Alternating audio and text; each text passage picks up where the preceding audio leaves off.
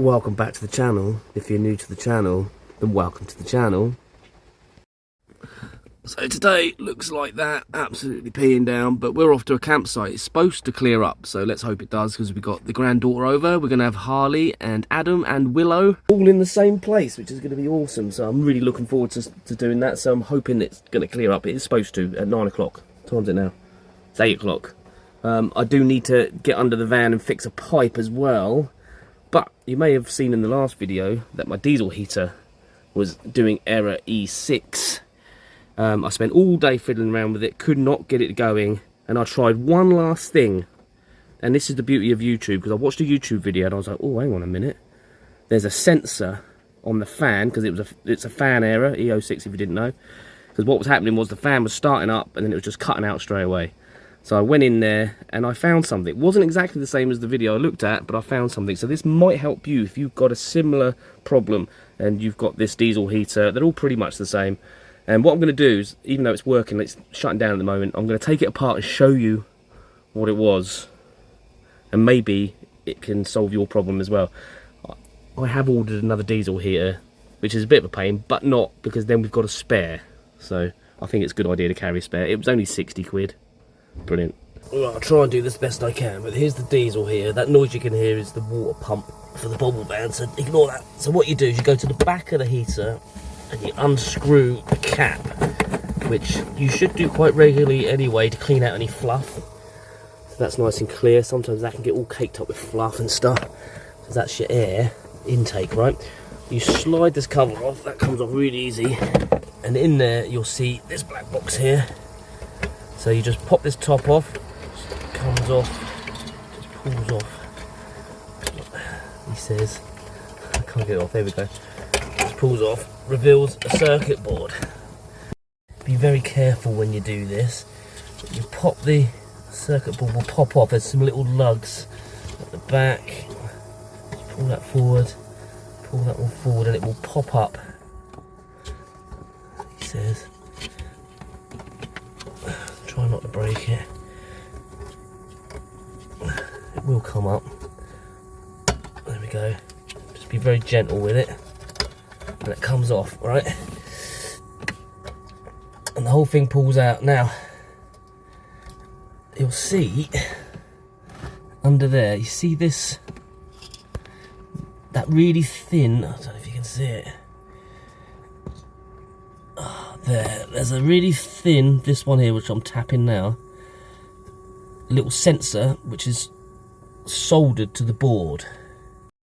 I'll put a bit of light in there, try and give you a better look, if you can see it there, poking down. Now in this casing, which it fits on, there's this little notch there. Now that sensor has to fit in there. Alright, and then on the fan you've got these magnets you can see there, and they spin round, and it tells obviously the diesel heater controller and everything, or whatever, the brains, what's going on with the fan and how fast it's spinning and stuff like that. So what happened was, I don't know how, but this sensor was bent back. So it wasn't sat in there. So I don't know how it was even working anyway, but it was always been a bit intermittent. But lately it was all right. So I don't know whether it was bent all the way back and then just through vibrations of driving and stuff, it's just been bending back further and further, because it wasn't in there, it was just sat on top of it, so to speak. So I pulled that back gently and made sure when I put it back that it goes into that slot, and voila, it worked right away. And it's actually working better than it's ever worked. So I don't know whether it's been an intermittent problem with it. We did get some E6 error messages now and again. Sometimes it wouldn't shut down properly, but there you go. Hopefully that helps you out. Just be very careful with it all and make sure you kill your fuse board before you start poking around in the electrics, yeah?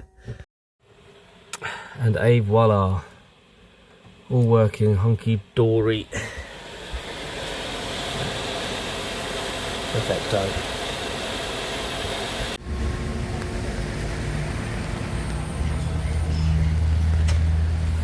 These bloody things. These bloody cars. Don't buy one.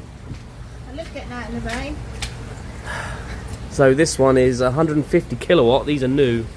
So it might be working today. I came here last night, didn't I, after work, and it said that this wasn't working on all of them. We'll try it. Why there's no cars there. Right, what do I do again? How long have I been doing this car? That is an electric van, look. Shit, it's the wrong one. I don't want that Trace, one. that is an electric van. Is it? Yeah. Oh, cool. She was like, he should be parked there, that's not an electric van. I didn't say that. You see, the time it takes to plug this in and do all this, I'd have filled up by now. I'd have had a full tank of petrol by now. I know. This is really heavy, this one. That's what she said.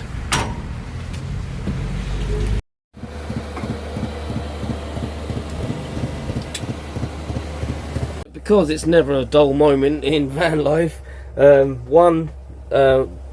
Harley's bobble van's setup, which is similar to mine but slightly different, is still leaking. We tried to fix the part basically by taking it apart, re-PTFEing it, putting some gook on it, put it back together. Still leaks. Not as bad, but still leaks.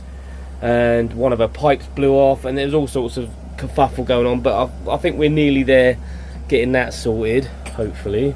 And just because I was parked next to Harley, or I was near her van, and the curse has jumped from her van to my van, my bubble van system is playing up yet again. I seem to have hot water in my shower, fine. Then I have hot water in my bathroom, in this tap, which seems to be fine, but not best pressure, but I've got hot water there. And when I get to here, nothing. No hot water, zilch, doesn't want to know. I've tried blowing, sucking, everything. I've gone around the whole thing, under the van and in the van, checking for leaks to make sure no air's being sucked in. I've even taken some components out of my that weren't necessary, just in case they were causing any air sucking in. Nothing's going on. There's no leaks or anything. I've tried absolutely everything. I'm just getting it up to temperature again, the hot water, to give it one last try. I don't know what to do with it. The only thing I can think of is maybe it's the pump. Maybe the pump's gone. It's probably been in there for a long time. It's one of them little whale ones that we have to flick a switch to turn it on. It doesn't come on. It's not like the Shore Flow ones. So maybe that's all I can think of. Maybe that is giving up, and it's. But I've got good cold pressure. This is the thing. I'll show you in a minute. I'm just getting this up to temperature. As you can see, all dry in there, no leaks whatsoever. Diesel heater's doing a marvellous job. Now that works. Heat exchanger is working. It's all sucking and blowing, and pumps whirring, and all of that. And you can feel there's hot water coming through it. Definitely, there's hot water there. Right, yeah, there's hot water there.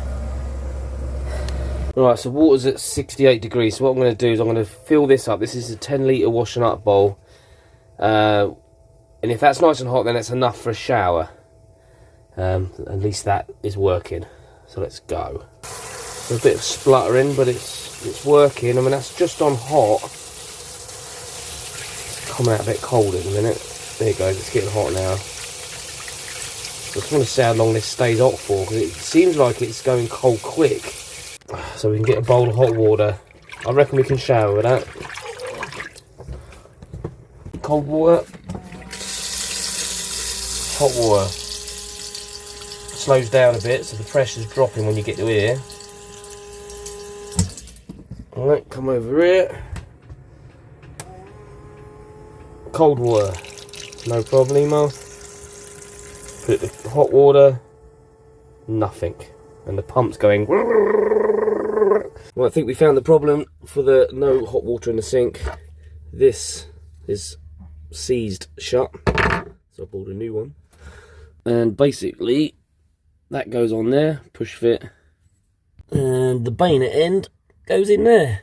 Job done. Turns out the part I bought leaked, so what I did is got the old part, took the broken bit which was inside it out, put it back together, put it on. It works. It means there's no shut off there, but it doesn't really matter.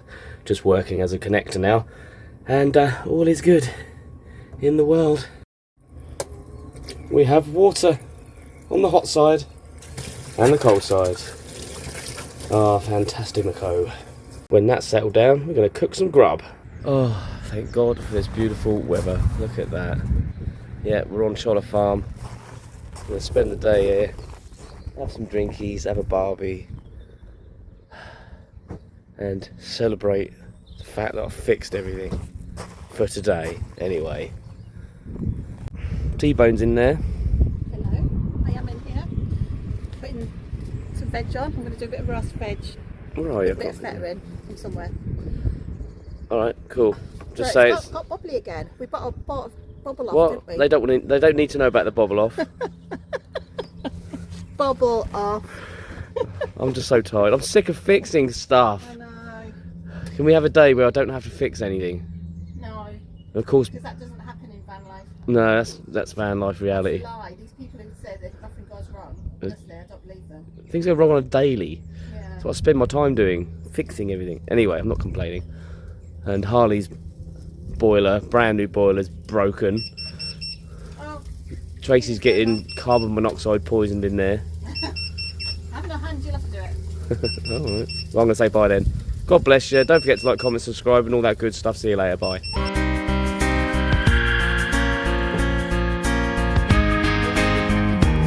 We're living large in our van called Amazing Grace. The open road stretching out, yeah, we found our place. Got my wife T-Bone by our side, she's my everything. Rolling through these mountains, hear the freedom sing. Every mile we travel feels like a brand new start. With the wheels are turning, it's a work of art. Sunset paints the sky where the wild things roam. In this little bed of ours, we have found a home.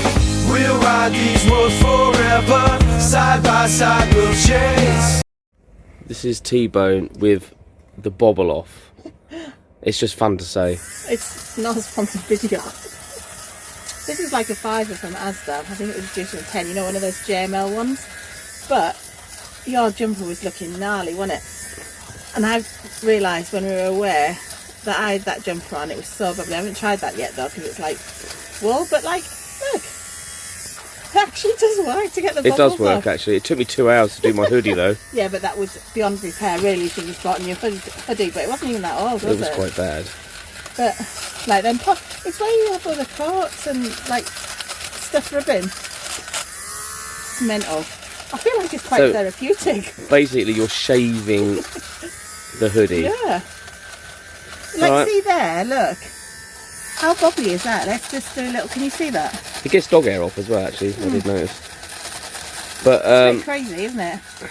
I okay, probably get RSI in my wrist for this action. and not even in a good way. Not even in a good way. Not a sponsored video. Just thought we wanted to share what the bobble off was because it's a fun thing to say, and it does work. Ta-da.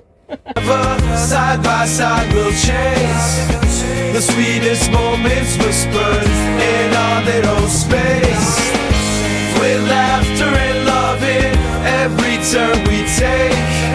This van called Amazing Grace, no chance will break.